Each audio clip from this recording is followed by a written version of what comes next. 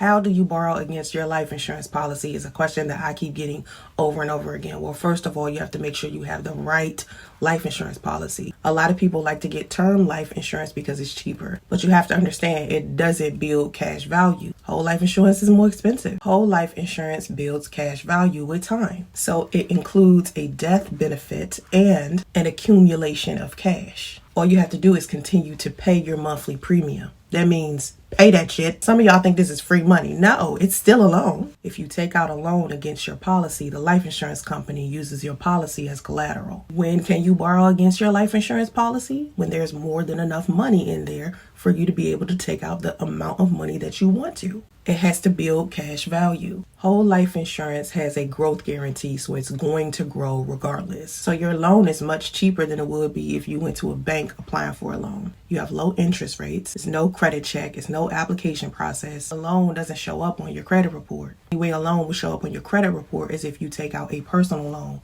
with a bank. But when you take out a loan with the insurance policy, you pay this back on your own schedule. Now again, if you don't pay all of this back before you pass away, big problem. You can go to my website, SoncereaMonique.com, and download my $10 ebook. It's called Own It Opulence, or you can get a signed paperback copy. Follow me here for more tips. There are about 15 to 20 different life insurance policies. So in order for you to be able to borrow against your policy, it has to be a whole life insurance policy. You have to make sure that the insurance company that you chose actually provides you with that type of policy. My suggestion is Mass Mutual. There are different types. There's no cookie cut way to do this. It's different types of insurance policies.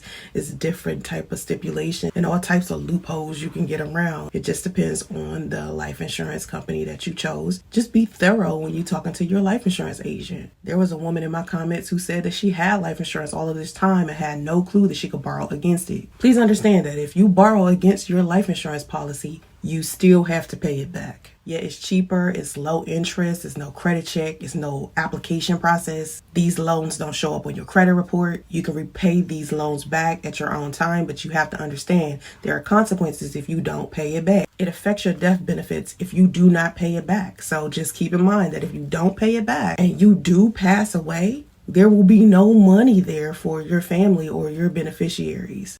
Oh, you want to learn more about Marcus? Okay, Marcus was dope. Marcus Goldman was an investment banker, businessman, and financier. He's the founder of Goldman Sachs, which is one of the largest investment banks in the world. I found out about the Marcus app maybe sometime last year when I was looking on bankrate.com. If you go to bankrate.com, it will show you a list of high yield savings accounts and member FDIC banks and credit unions where you can get certificate deposits from.